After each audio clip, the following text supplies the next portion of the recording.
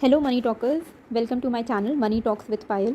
तो आज के इस वीडियो में हम बात करेंगे कि अगर आपके सेविंग्स अकाउंट में एक्स्ट्रा 20,000 रुपीज़ हैं, यानी 20,000 रुपये अगर आपके खर्चे के अमाउंट इमरजेंसी फ़ंड हटा के आपके पास अगर 20,000 रुपये बचते हैं तो आपको उसको कैसे इन्वेस्ट करना है, क्योंकि आपको सेविंग्स अकाउंट में वो अमाउंट नहीं रखना है।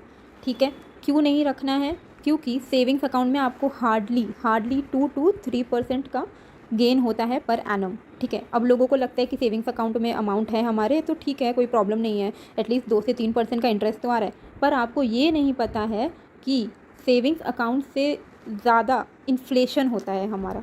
इन्फ्लेशन हमारा होता है 7% का, ऑलमोस्ट अप्रॉक्सीमेटली मैं बोल रही हूँ। आज के ज़माने में जब महंगाई बढ़ रही है, जीडीपी नीचे जा रहा है, इन्फ्लेशन बढ़ रहा है, तो अल्टीमेटली अगर आपका खर्चा 7% के हिसाब से बढ़ रहा है और आपको सेविंग्स में 3% मिल रहा है, यानी कि अल्टीमेटली आपका जो अमाउंट है ना, अमाउंट की जो वैल्यू है ना, वो घट रही है। ठीक है, लेकिन हमें क्या चाहिए? हमें चाहिए कि हमारा जो अमाउंट है वो अल्टीमेटली ग्रो करे लॉन्ग टर्म में। हमें अपने 20,000 रुपये का वैल्यू 20,000 से 15,000 इफेक्टिव नहीं करना है, हमें अपने 20,000 को 40,000 50,000 ऐसा करके बनाना है।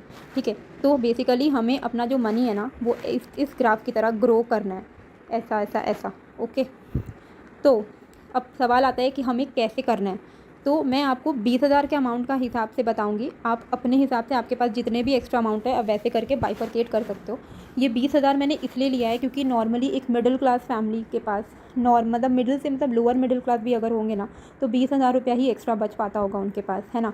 तो वो 20,000 के लिए मैं ये एक बहुत ही सिंपल मिडिल क्लास के लिए जो आसान हो उस हिसाब से मैं बता रही हूँ। अगर आपका ज़्यादा सेविंग्स है तो उसके लिए भी एक अलग प्लान होता है, उसमें ज़्यादा कुछ इंक्लूड हम लोग कर सकते हैं, तो उसके लिए मैं अलग वीडियो बनाऊंगी। फिलहाल ये 20,000 के हिसाब से है, तो अगर आपके पास 20,000 30,000 40,000 भी बचते हैं तो आप इस तरीके से भी कर सकते हो, अपने हिसाब से बाइफरकेट करके। वो आपको डिसाइड करना है कि आपको किस में कितना डालना है। ठीक है, तो अभी 20,000 को समझ लो आप 3 वे में इन्वेस्ट कर सकते हो। आपको सेविंग्स अकाउंट में वो अमाउंट नहीं रखना है, क्योंकि सेविंग्स अकाउंट में आपको जैसे मैंने बताया इन्फ्लेशन के हिसाब से सेविंग्स अमाउंट जो होता है वो घट जाता है। तो हमें अपने पैसे को बढ़ाना है। पैसे को कैसे बढ़ाना है? पैसे को हम लोग 3 तरीके से बढ़ा सकते हैं। ठीक है, और आपको ये तीनों तरीके फॉलो करने हैं। एक है म्यूचुअल फ़ंड, एक है स्टॉक्स और एक है क्रिप्टो करेंसी। ठीक है, म्यूचुअल फ़ंड तो आपको पता ही होगा कि म्यूचुअल फ़ंड में क्या होता है कि स्टॉक्स का ना बास्केट बना होता है, जिसमें बहुत सारे स्टॉक्स एक फ़ंड मैनेजर मैनेज करता है।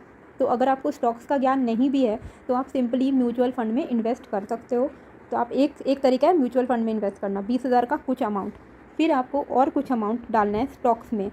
अब आपको डायरेक्ट स्टॉक में अगर आपको बिल्कुल भी नॉलेज नहीं है तो आप एकदम प्रीमियम स्टॉक्स में अमाउंट डाल सकते हो, जैसे कि आईटी का जो लीडर हो गया TCS, इन्फोसिस, है ना। आपका केमिकल इंडस्ट्री में हो गया, ठीक है। फिर आपका हो गया ये फार्मेसी इंडस्ट्री में हो गया डॉक्टर रेड्डी, ल्यूपिन, सिप्ला, है ना।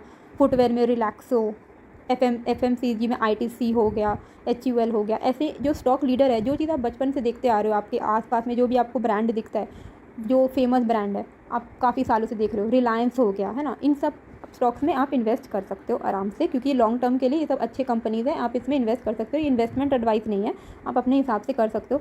और वैसे भी मैं रोज़ कोशिश करूँगी कि मैं स्टॉक्स अपडेट डालूँ आप लोगों के लिए, ताकि आप लोग समझ पाओ कि कौन से स्टॉक का फंडामेंटल एनालिसिस कैसा है। मैं फंडामेंटल एनालिसिस और टेक्निकल एनालिसिस दोनों करके आप लोगों को बताऊँगी कि अभी आजकल कौन सा स्टॉक में लगाना चाहिए, कौन सा स्टॉक में इन्वेस्ट करना चाहिए, किस में नहीं करना चाहिए। ठीक है, थर्ड आता है क्रिप्टो करेंसी, जिसके लिए बहुत कुछ लोग फॉर है, कुछ लोग अगेंस्ट है। लेकिन मैं पर्सनली, मुझे ऐसा लगता है क्रिप्टो करेंसी अभी फिर भी इंडिया में बहुत इनिशियल फेज़ में है। वो आगे जाके बहुत ज़्यादा ह्यूज उसका रीच होगा ही होगा इंडिया में, और इसका भी अच्छा खासा फ्यूचर है। तो आप क्रिप्टो करेंसी में भी लगा सकते हो।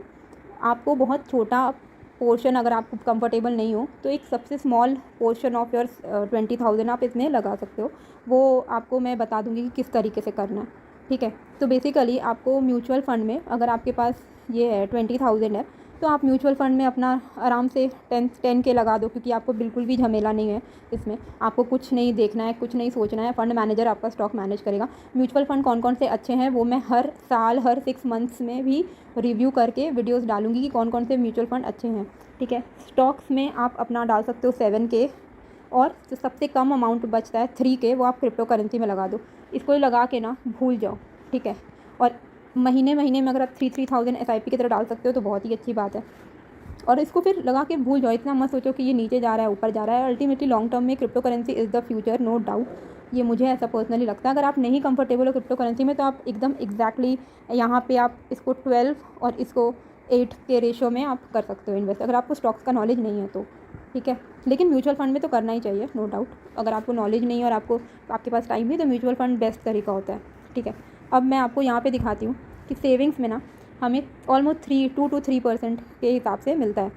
म्यूचुअल फंड में हमें 12%, अगर आप अच्छे से म्यूचुअल फंड में लगाओगे ना 12% आपका पक्का गारंटीड है एनुअली, ठीक है। स्टॉक्स में अगर आप अच्छे स्टॉक्स में लगाते हो रिसर्च करके तो 20% तक आप कमा सकते हो आराम से।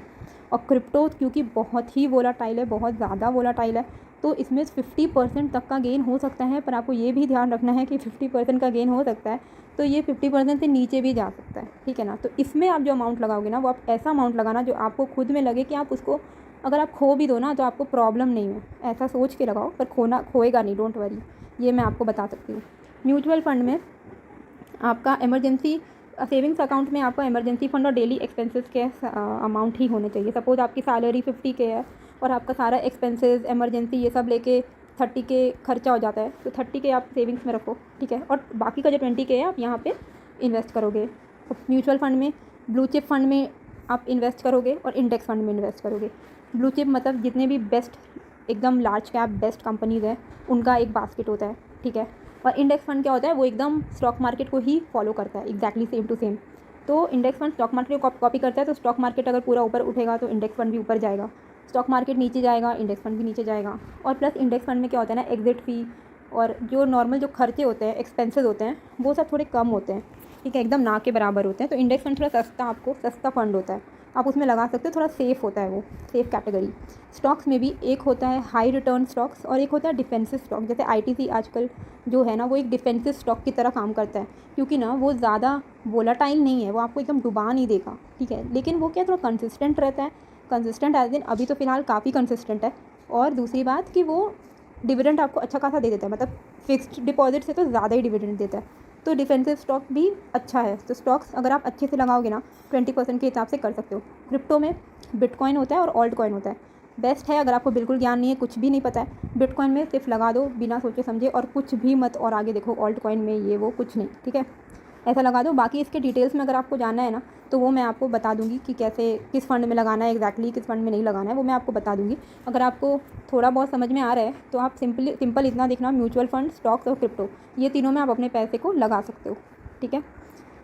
क्योंकि जब आप इस तरीके से लगाओगे तो आपका अल्टीमेटली जो वेल्थ है ना, वेल्थ क्रिएट होगा। और हमारा मोटिव इस चैनल के थ्रू यही है कि ज़्यादा से ज़्यादा आप लोग सेविंग्स अकाउंट से पैसे हटा के उसको इन्वेस्ट करो, ताकि आप उस अमाउंट को बढ़ा सको, आप वेल्दी बनो फ्यूचर में, है ना। क्योंकि हम सबको इच्छा होती है ना लाइफ में कि हाँ हमें रिच बनना है, लेकिन रिच बनना कैसे है, कमाना है, पैसे कमाने हैं, पैसे कमा के सिर्फ सेविंग्स में नहीं रखना है, ठीक है। और खर्चों में उड़ा नहीं देना है, शौक़ में ज़्यादा उड़ा नहीं देना है। अभी थोड़ा सा कट काट के रह लो और उसके बाद उसको अच्छे से इन्वेस्ट करो। आप 15-20 साल अच्छा इन्वेस्ट कर लोगे तो आप अच्छा खासा वेल्दी इंसान बन जाओगे। फिर आप करो, ट्रैवल करो, घूमो फिरो, आपके जो शौक़ है पूरे करो, ठीक है। Thank you guys so much. Please मेरे वीडियो को लाइक करिएगा और प्लीज़ सब्सक्राइब करिएगा।